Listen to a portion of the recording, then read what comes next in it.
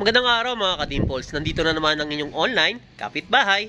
So, today nandito tayo sa The Palm Residences, Kalibuyutan sa Cavite, kung saan nandito sa aking likuran ang isa sa mga project natin dito sa Cavite. Bibigyan namin kayo ng full house tour dito sa kauna-unahang project namin sa The Palm. Okay, ready na ba kayo? Tara, simulan natin.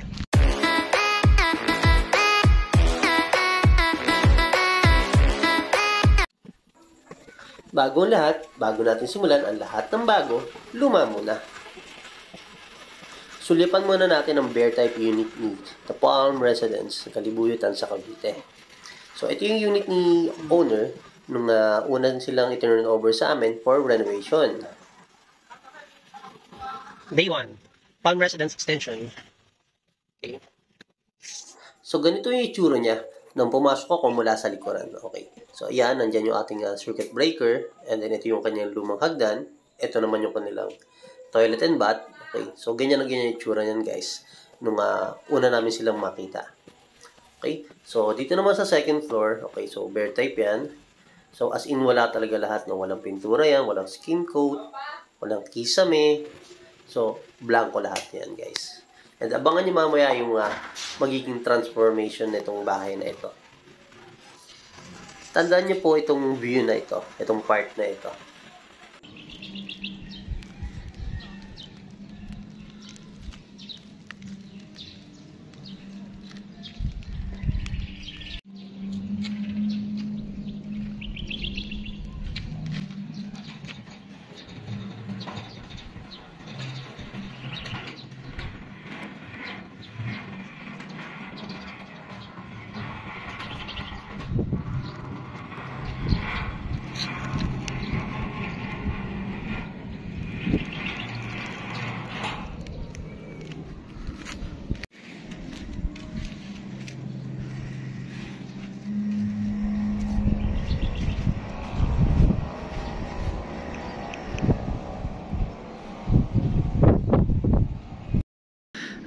Eto na nga mga ka-Dimples, eto na ang ating first official vlog para sa TPR or The Palm Residences Kalibuyutan sa. So ito yung harapan o yung exterior ng ating project dito kung saan makikita nyo yung ating fence with gate. Okay? So eto ang entrance para sa mga tao o yung tinatawag nating service gate. So dito sa service gate, so dahil inclined or hindi pantay yung ating lupa dito, mas mataas yung nandoon sa side na yon, pababa rito. So maglalagay tayo ng extra steps dito para ma-reach natin yung certain elevation na kailangan natin dun sa loob ng property. So dito, dinesign natin siya as floating steps para mas maganda siyang tignan. Okay? And papasok na po tayo sa ating gate. Okay, so kung mapapansin nyo, hindi mo kita yung hawakan niyan dyan at yung kanyang lock. So kasama po yung sa services natin. Okay, so ito yung kanyang handle. Kung paano siya nilalock, hindi na namin i-discuss para sa privacy ni owner. Okay. So dito, ito po yung ating porch. Okay, so naka-tiles po siya. Meron tayo ditong roofing with insulation. Okay, and diretso tayo ngayon dito sa kanyang garden area. Sa garden area, meron tayo dito pathway na steps. So ito yung mga form blocks na ginawa natin gamit yung ating pattern. So meron tayo diyang kalamansi na kasabay ng construction nito. Okay? Yan. Okay, so kitang-kita nyo naman guys. So parang bahay bakasyonan ng dating ng bahay na ito. Dahil yun, pwede kang mag-ihaw-ihaw dyan. So meron tayo dito malamig na open space dito sa area na to, no? So tagusan yung hangin, no? From any directions. So talagang kahit sobrang init ng panahon, kahit papano may hangin-hangin naman dito compare sa ibang location. Okay? So corner lot itong Palm Residence na nakuha ni client. Okay?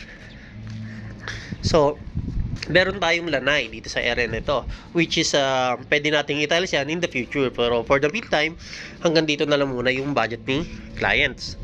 Okay, so naglagay pa rin tayo ng open space dito, nagtira pa rin tayo ng lupa dito para meron pa rin space for gardening.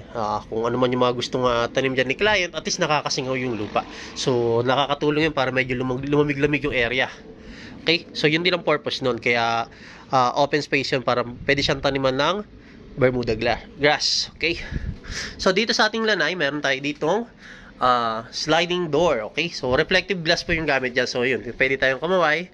Hindi natin nakikita yung nasa loob, pero nakikita tayo galing sa loob papunta dito sa labas. Okay? So, yun. Yun po, kung mapapansin nyo, yun ay ang exhaust. Okay? So, wall-mounted po yan, yung exhaust na yan. Okay? Sa connected po yan doon sa kusina at saka sa banyo. Okay. And siguro susunod muna natin yung second floor. Okay guys. Okay. Kunti ko na nga pala makakalimutan guys. Yung gate po natin ay sliding. Okay. Dinaside ni client na ipa-sliding itong gate niya para malesen o yung hindi tayo makaabala sa kalsada kapag nagbubukas tayo ng gate. Dahil kung mapansin nyo, sobrang luwag nitong garahe na to, kasya po dito 2 sasakyan. Okay? So, yes. Kahit malaki po itong gate na ito, napakagaan po nito nito lang. Makikita po ninyo sa kabila natin siya, kinakita. Okay? Ayan. So, pwede pa natin siyang isagad doon. Hindi pa lang namin na-arrange yung host, no? Pero, ayan, kung nakikita nyo, napakaluwag po ng entry. Para sa 2 sasakyan. Okay? So, kung isasara naman natin siya, then guys, sobrang nagiging pa rin po nitong itulak.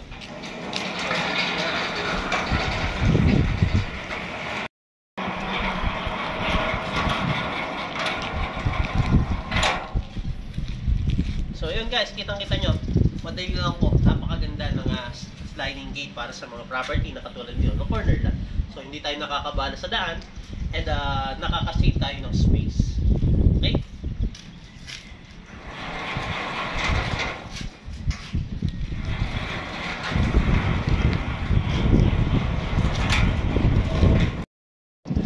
Nandito naman tayo ngayon sa second floor o sa balcony, okay?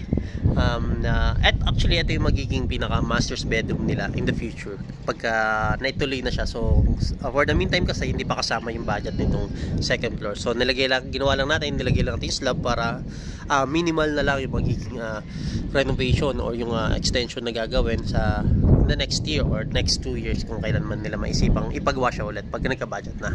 Okay? So kita nyo guys yung sa likuran natin, so may bukid, so fresh air talaga. Napakaganda po talaga ng pwesto nito. Okay, so ito po yung TPR po ito, TPR Palm Residences Kalibuyo Tansa. Okay? Okay, ito na yung view ng ating balcony. Okay, so itong balcony nito magsiserve as yun nga, balcony and the same time service area. Okay, so unahin natin itong pinaka service area. Actually ito po yung toilet and bath in the future. Okay, pagka tinuloy na ito extension nito, magiging toilet and bath ito. Kaya kompleto na po ito ng abang mula sa ating mga water lines, sa ating mga drainage pipe, okay, sa mga waste pipe natin, okay, floor drain, kompleto na. And meron din tayo ditong faucet para pag naglabas sila sir at saka sila ma'am. Okay, so, okay, ito po yung likod. So yung portion na yun is ma-extend yung kwarto na nandoon sa side na yun, which is medyo mas maliit siya sa ngayon, pero pagka napasama na siya, malaki na po siya. Okay, so ito na po yung back area ng bahay sa second floor. Okay, silipin naman natin itong harapan. Okay, sa ilalim po natin nandun po yung lanay. Okay, yung may maliit na garden space na yan. Okay, so dito naman sa kanan, okay, dito naman po sa kanan, okay, so ito po yung pinaka balcony natin, no? Pahaba po siya and pa letter L papunta doon. So imagine niyo na lang magkakaroon ng wall dyan in the future at saka dito rin. Okay, so ito naman yung pinaka parking space or yung garage. Okay, so yun na po yung gate natin and may yung ating pinaka pathway. Okay, no? So napakaluwag po nitong harapan na ito. Okay, so yan po yung isang room. So meron tayong bubong doon sa side na yon. Okay, yan. Okay, so papasok tayo. Okay, pagpasok natin dito, ito yung pinaka hallway ng bahay dito sa second floor. Yan. Okay, so binuksan natin yung ilaw guys para hindi madilim. Okay, so itong right side na ito, magiging daanan pa rin po yan, o magiging access pa rin po yan papunta dun sa banyo. Okay, pero sa ngayon, kasama muna siya dun sa room. Okay, unahin na natin itong room number 2 o yung boys room. Okay, so this is a boys room. Saan meron siyang sariling cabinet. May built-in cabinet siya guys. So, ayan. So, yun.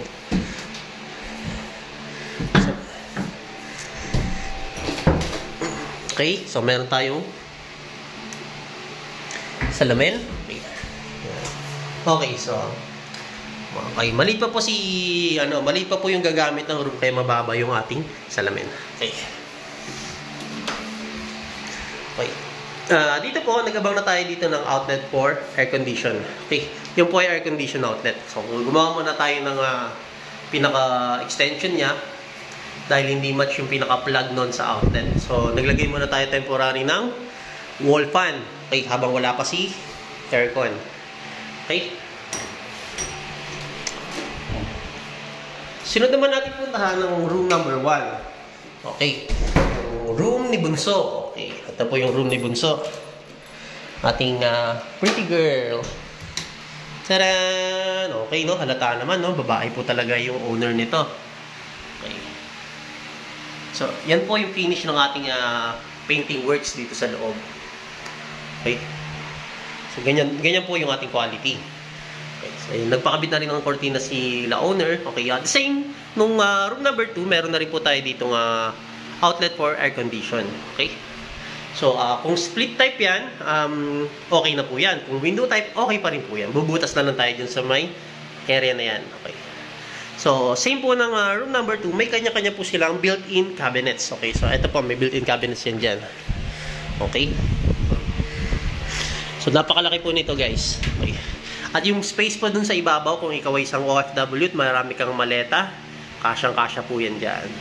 Pwede pa rin yan extend hanggang sa kisame. Depende po sa order ninyo or depende sa mapapag-agrihan natin kung sakali. Okay. So, yan. Ito po yung kabuuan ng ating room number 1. Okay. So, kung matatanong ninyo kung anong size ng bed ang kasya po dito. Kasya po dito ang queen size bed. Kasya po dito ang full double. At mas kasyang-kasya ang single. Okay. Napakaluwag po ng room na ito para sa isang tao. O, pwede po ito sa couples. Okay.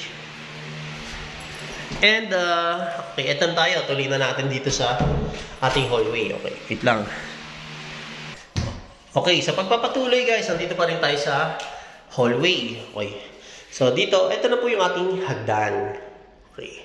So, kung mapapansin nyo, iba na po yung hagdan natin. Iba na po yung ating handrails dun sa original ni TPR, only the Palm Residence. Okay. So, mas maliit po yung hawakan. Mapapansin nyo, sobrang liit po nitong hawakan na kayang-kaya nating hawakan ng buo. So, mas safe po tayong umakyat at bumaba dito dahil magigrip natin siya ng buong buo. Okay? And ang ating hagdan po naka-tiles. Okay, meron po tayo dito mga stair nosing na tinatawag. Okay? So, yung tiles po, pwede siyang i-tiles kapag sementado siya. So, tama po ang naiisip niyo guys. Sementado po yung ating hagdan. Okay? Yan. Pakinggan niyo po yung tunog. Yan. Solid po. Solid concrete po yan. Okay? And yung dati po dito na 3 steps sa corner na yan, ngayon 2 na lang. So, hinati natin siya. So, para mas safe siyang apakan. Kung napapansin nyo guys, pasok na pasok yung paa ko, no? Hindi dahil sobrang liit ng paa ko, kundi dahil na-extend po.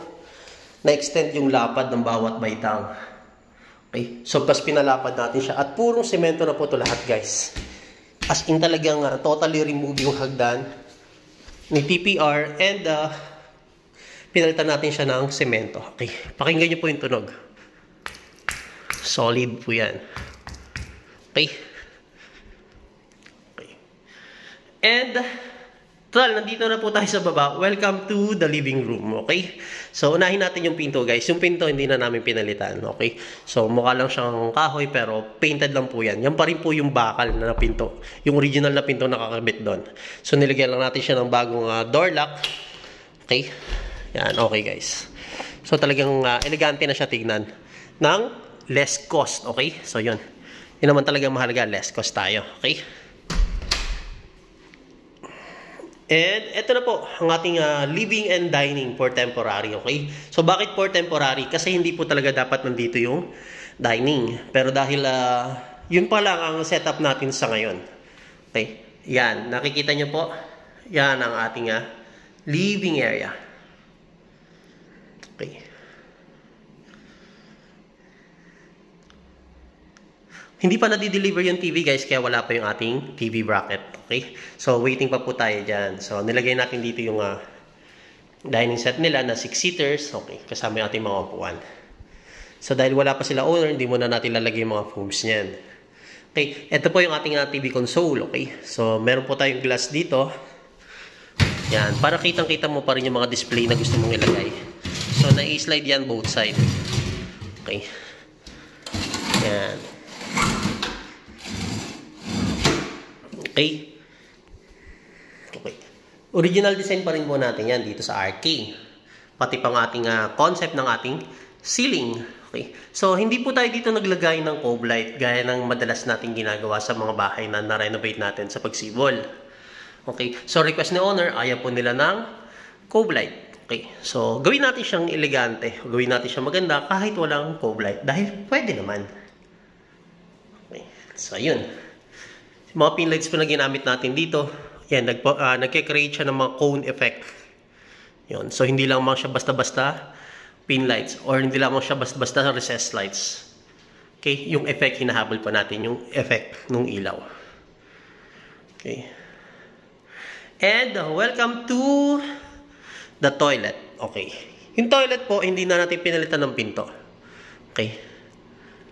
Pero, nirepaint natin siya para magmukha siyang kahoy. Sumukha lang siyang kwarto, guys, kapag nandito. And ito naman yung itsura niya sa loob. Tenen. Yun. Okay. Meron tayo ditong exhaust fan. Wala tayong heater, guys. Okay. Hindi naman nag-heater sila client. Yan, dahil pure Pinoy. Okay. So, ayun. Meron tayong niche. Okay. Yung shower, yung pa rin yung bigay ni developer, kinapit lang natin. Brand new naman po lahat yan. Okay pa naman. Upgradable naman po yan in the future. So, walang problema. One call away naman po tayo. Okay, so dito, naglagay tayo dito ng stainless na request ni owner para sa kanilang mga stocks ng mga shampoo, sabon, or kung ano pa man. Okay, so meron tayong tissue holder. Nilagay natin sa left side para hindi siya masyadong nababasa. Dahil hindi na sila maglalagay dito ng shower curtain. Nandito yung sabon para sa ating panghilamos. Okay? So, yan. All in all, ito. Ito yung loob ng ating banyo. Okay. So, may caretaker na sila, ma'am, kaya may shampoo dyan. Okay. Tuloy na po tayo. Dito tayo ngayon sa ating kitchen area. Yan. Okay. So, unahin na natin itong overhead cabinet. No? Sa overhead cabinet, naka-attach dito yung ating range hood. Okay. So, yan. No? Powered na po yan, yung ating range hood na yan. Okay. Nakita niyo, may liwanag na siya. And, all working na po, pati yung ating mga stove dito. Yan. So, dito sa ibabaw ng range hood, na hindi natin nahayaang masayang yung space niyan. So, dapat magamit yan. Okay. So, dapat functional yan, guys. So, ito, pupush mo lang yan. Angat siya ng konti, and then, iangat mo ng konti. Kusa na yung tutulak dahan-dahan pataas. And yung space na natitira dyan, pwede mong gamitin stocks. O, dahil flexible hose lang naman po yung dumaan dyan. Okay? Yung pinaka-duct hose niya. And tutulak mo lang din siya pababa, maglalak na siya ng kusa. Okay? So, dito rin, may mga compartment lang po ito. So, nandiyan yung saksakan ng ating range hood para hindi siya nakakalat. Okay? So, yung mga pinto ng ating cabinet is hydraulic. So, dahan-dahan siyang sasara. Hindi po siya babagsak. So, I mean, kahit galit na galit ka na, kahit nagdadabog ka na, wala kang magagawa, mag-aantay ka, magsasara yan. Okay? Okay, so lahat po yan, guys. Okay, so nilagyan natin siya ng mga divider or ng shelves, yan, para mas marami kang mailagay. Ayan. And, diretso tayo ngayon dito sa sink dahil nasa tapat na tayo ng sink. So, double sink ang kinabit natin dito. 80 cm po yung haba niyan. Okay? So, ngayon wala pang tubig si the palm. Okay? Wala pang supply. Okay? So, ganoon din po dito sa ating baba, wala tayong mga handle. Dito sa baba, sa taas pala, sinusungkit natin siya dahil hindi na tayo naglalagay talaga ng handle para mas malinis siyang tignan. So, dito naman wala ding handle. So, paano gagawin natin? Pupush lang po natin yan. Tapos, aangat siya ng konti, masusungkit mo na siya. Okay? So, yun. Okay. So, yan. Gamit po ni caretaker yan. Okay. So, ayan, okay. Meron din binili si owner dito na mga salan-salan niya ng mga kaldero, kung ano pa man yung mga ilalagay niya dyan. Okay. So, pare-parehas po yan. Lahat po ng pinto natin naka-hydraulics. Okay. So, same din sa kabilang dulo. Ganun din. Pupush mo siya, aangat, pwede mo nang i-open. So, yun. Okay. So, ganun. And, meron tayo ditong mga drawers, no? Okay. Dito sa drawer natin, yung pinakaitaas, guys, nandito yung ating mga cutleries. No? Okay. So, yun. Pupush mo lang siya, kusa na siyang bubukas. Okay? No. Tapos, ito sa kabila, pwede itong lagayan ng sangkalan. So, kung ano man yung gusto mo ilagay, pwede yan dyan. So, talagang mamimaintain mo na malinis yung countertop mo na yan. Dahil napakarami pong compartment nitong kusina na ito. So, tutulak mo lang siya, maglalak na siya ulit. Same din sa mga kasunod na drawers. Ito, lagayan po ng baso. Tutulak mo lang. And, bubukas na po siya ng kusa. Okay, so pag ilalak mo, ganun din. Tulak mo lang pabalik. Okay, yun. Yes. Sobrang sarap po talaga magluto dito kahit hindi ka marunong magluto. Maiengganyo kang magprito ng tuyo araw-araw. Yun. Guys, yan. So yan, malaking plato po yan. Ano to? Plato ni Mighty. Yan, yan. So ganyan po kalaki yung plato na kasya dito. Just in case na wala kayong idea. So, balik tayo dito sa living room. So, originally, yung ating mga breaker, 3 piraso lang po yung laman yan. Ito po yung dating breaker niyan. So, may mga konting problema yan dati na in-address na natin dito sa construction. So, yun naman talaga yung dapat nating gawin. And yung kabila, yun po yung mga additional breakers na ginawa natin. Para ma-separate natin sila aircon at yung iba pang mga bagay na hindi naman na dapat talagang nakaseparate. Like yung saksakan natin sa kitchen, yung power supply ni range hood, yung power supply ni fridge, yan. So, dapat po yan mga nakaseparate po yan. Yan, ano po. Huling sulya po dito sa ating living room. Okay. So, yan guys. Oh. Ganda. Nag-reflect sa lamesa. Suabe guys. Okay. And eto na po tayo. Ito guys, ang magsisilbing master's bedroom nila owner, no. Temporary lang po ito dahil tatanggalin po yung wall na yan dahil naka-design po ito na dining area yung part na yan. So itong nakikita niyo lamesa na ito, doon talaga siya dapat nakalocate. Okay? So doon siya mapapalagay. So naglagay tayo dito ng first aid box para syempre dapat safe tayo lagi. Okay? So dapat accessible siya, dapat madali siyang makita. Okay. And ito na po yung pinaka backdoor natin. Okay. So yung backdoor natin dito is panel door, wood panel door. Solid po yan. Yan guys. Yan. Solid pong panel door yan. Okay. So mura lang po yan guys. Hindi yan ganong kamahalan. Pero napakaganda niyan tignan. Dito sa right side guys. Ito po kasi poste ng bahay. Yung side na yon. So, naglagay tayo ng kapartner niya, drywall. Okay? Ngayon, yung pagitan, ginawa po natin yung storage area. So, sa loob nito guys, kung bubuksan natin, okay, so medyo bagong paint lang kasi guys eh. So, yan. May mga compartment siya. Katulad nung guys, diba? Pwede natin ilagay dun si fire extinguisher. Sa taas sila, helmet, at kung ano pa. Okay. Yan guys. So, napakaluwag po. Okay. Balik lang natin. Dahil bagong paint pa yan. Yun. So, hydraulic din po yan. So, napakalinis pong tignan. Ang ganda po. Okay? So, pumasok na tayo dito sa ating temporary master's bedroom. Okay. Yung switch pala nito guys, isa dito sa loob. Yan. Okay. Isa sa labas. Okay. Okay. Ito na po yung ating master's bedroom. Ito na rin yung ating pinaka-dining area in the future. Okay. So, ayan po yung ceiling niya. Naka-drop ceiling siya or naka-false ceiling siya pero walang cove light. Okay? Tulad ng ibang kwarto, meron tong provision para sa air condition. So, may outlet na po yan. May supply na yan dyan.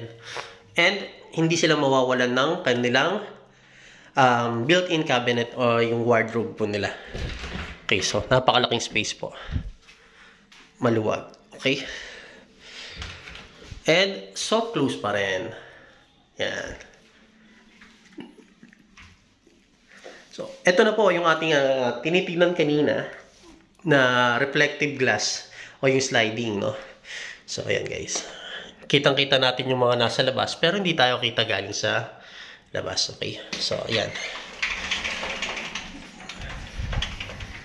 Yun. Sarap. Sarap magpahangin, no? So, yun. Pagkatapos mong kumain, syempre busog ka, kailangan mo magpahangin ng konti. Yan. At tatambay ka ngayon dito. Diba? Napakagandang paligid. Napakaganda ng kalangitan. And yan guys, di ba? Okay, ito yung loob. And hindi natin siya kita. Okay. Yan, both panel door guys na nabubuksan. Okay, so hindi lang isa. Kabilaan po yan. Na ibubukas sara po natin siya. Okay. So, yun. Daan tayo dito sa back door. Ayan, sorry. Palabas pala siya. Okay, so, naka-double lock po ito, no? Meron tayong deadbolt. At the same time, meron tayo ditong regular doorknob. Okay? So, isang set po yan na nabibili. Pares lang po sila ng susi. Okay? And, welcome to the garage area. Okay. Ito po ay isang catch basin, guys, no?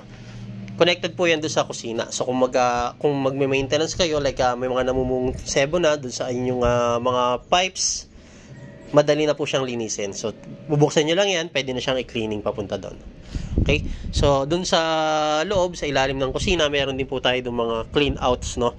Na meron siyang takip. So, pwede mo siyang sundutin doon para mabilis nyo ma-discharge yung mga sebo-sebo doon sa kusina. Okay? So, ito. At yan na po ang kabuuan ng ating house tour dito sa The Palm Residences, Kalibuyutan sa Cavite.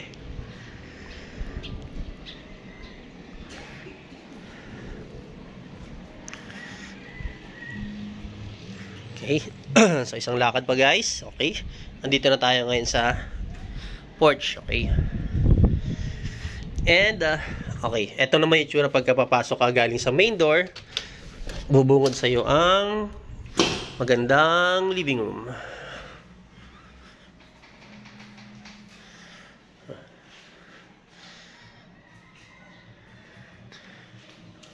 So, that's all for today, guys. Okay. Before lahat pala, guys, nagde-demo ko muna yung pag-akit dito sa hagdan. Okay.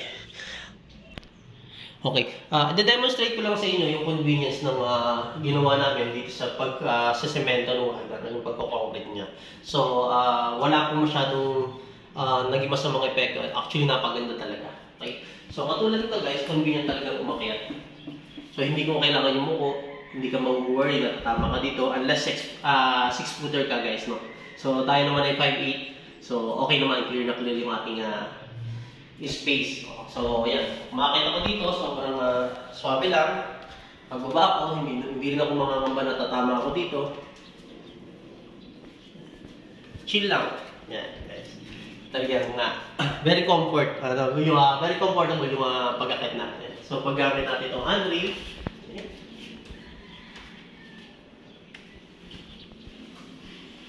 Sa pagbaba. Yan. Convenience pa rin.